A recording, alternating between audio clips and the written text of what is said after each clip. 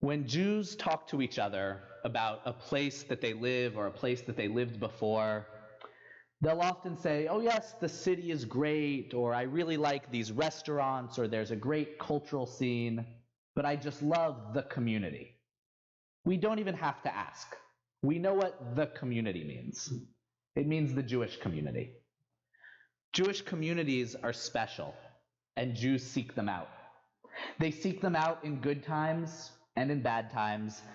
They even find them when it seems nearly impossible.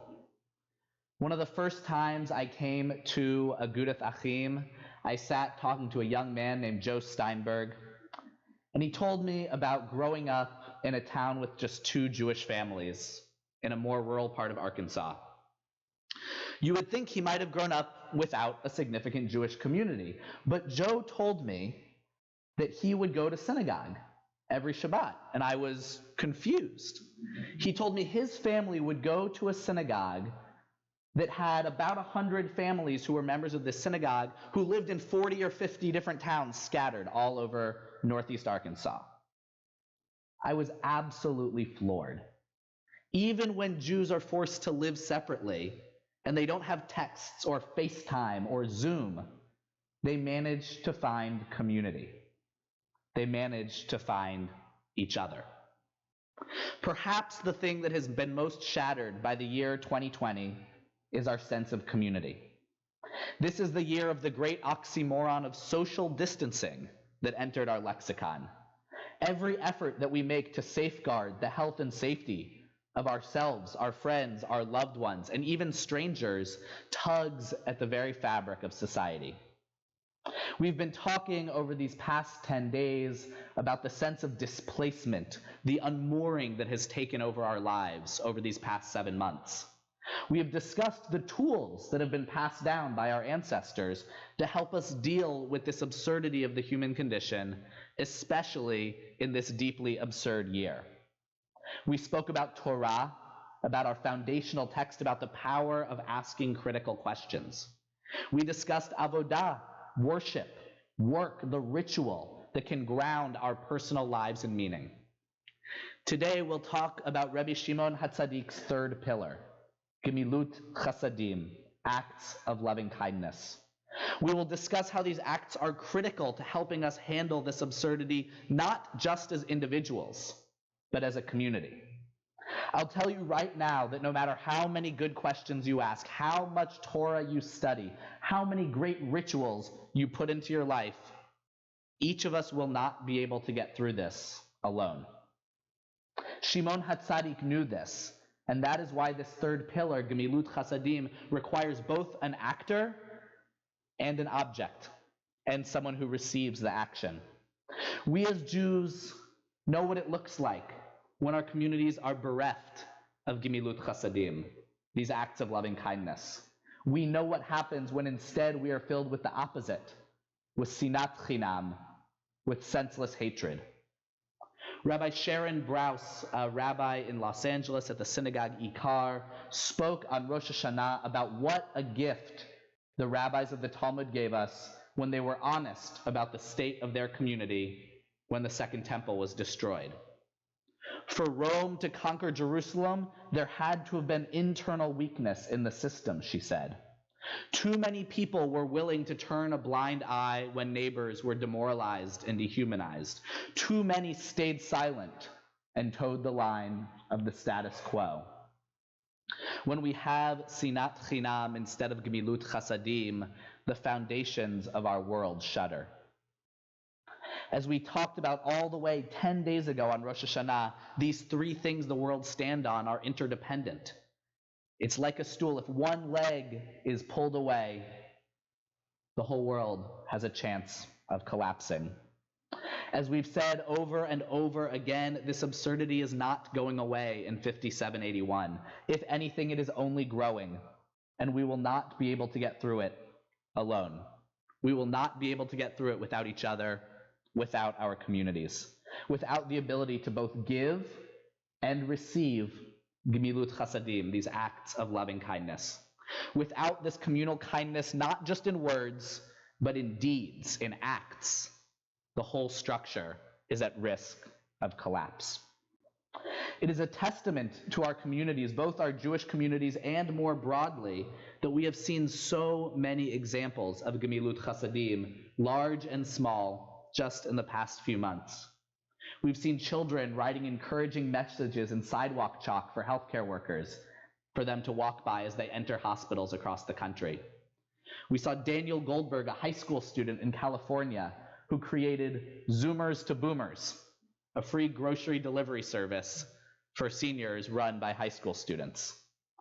In Severna Park, Maryland, a mystery mom every day has left dozens of bagged lunches outside and is a busy roundabout for people who need them. In St. Louis, people pitched in to buy new shoes for healthcare workers who had literally worn down their shoes by staying on their feet so much, caring for patients with COVID-19. We see these acts large and small across the country, and we know that it's these acts, these G'millut Chassadim, that are holding communities together. I spent a decent amount of time this past week driving around Little Rock, blowing shofar for folks who were unable to come to services and hear it on Rosh Hashanah. I want to first apologize if you were unable to come and I was unable to get to you. There was a finite time, and for some reason, my school insists on still holding classes during the 10 days between Rosh Hashanah and Yom Kippur. But I'm not telling you this to toot my own horn. Thank you. It was a shofar blowing joke. Ariane and I were only able to visit each person who we went to for a couple of minutes, but what we saw was amazing. We saw children who had relocated to be with parents for their holidays, parents who had moved to join their children. We happened to be there when we saw Terry Cohen showing up for her twice-a-week visit with Eva Zeno. We saw the power of people showing up for each other right here in Little Rock, in this Agudath Achim community. Now, I want to make something clear about G'millut Chassadim, this pillar of world stability. It is meant to be just as senseless as the sinat chinam, as the senseless hatred. It is not meant to be logical. It is not meant to be rational. Even Maimonides, the great rationalist philosopher, described G'millut Chassadim like this in his great philosophical work, The Guide to the Perplexed. Maimonides wrote, "Loving kindness is practiced in two ways. First, he said, we show kindness to those who have no claim upon us. Secondly, we are kind to those whom kindness is due in an even greater measure than it is due to them. Kindness to those who have no claim whatsoever upon us. Kindness to those whom kindness is due, even greater than logic or rationality might say that we should be kind to them. This is not being nice to Moishi or Rachel because they were nice to me. It's also not done, I'm being nice to someone because I want something in return. Acts of loving kindness, G'millut Chassadim, are performed for their own sake. Now, that doesn't mean that you can only perform G'millut Chassadim for people who don't deserve it. Terry, if you're listening, don't stop going to visit Eva just because she's an awesome person. We still want to do acts of G'millut Chassadim for the great people, but it also means that those deeds must be spread across the community. Even for that person who you think you don't owe anything to, even for that person who maybe sometimes gets on your nerves, even for that person who it's going to take some real extra effort to do something nice for. That's G'millut Chassadim. It can also be hard to receive G'millut Chassadim, but that's just as important for our community as giving them. One of the things we say over and over again during the vidui on Yom Kippur, as we beat our chests, is Al chet shechatanu lefanecha b'netiyat garon, for the sin which we have committed before you in arrogance. Many of us are proud people, and it can sometimes be just as difficult to accept an act of loving kindness as it can be to give one. We are all people who are worthy of people who are doing nice things for us. And even if we're not worthy, even if we think we don't deserve it, We should still get nice things. The whole point of G'millut Chassadim, the whole point of community is even if we haven't been at our best, even if we might feel unworthy, we still should have nice things done for us. We still should be able to receive acts of loving kindness. We still should be part of G'millut Chassadim. Because we're all in this same year, in this same decade, in this same boat together. In order to strengthen our community, to bring us closer, to make the year 5781 a bit more bearable and a bit more meaningful, I'd like to ask 3 things of each of you in the next month or so. I would ask you to try to do them in the next week, but I've already asked you to ask a lot of questions, and I asked you to set rituals for yourself, so I'm being a little realistic here. In the next month, let's try to do these 3 things. The first is to perform an act of G'millut Chassadim, an act of loving kindness for someone you know. There's no specificity here, except that it has to be an action. It can't just be telling someone something nice. It can be visiting them, perhaps, in person, as that is such a rarity today, but really maybe think about something you can do for someone. And I am going to put a couple of caveats here. The first is it shouldn't be something you already do for someone.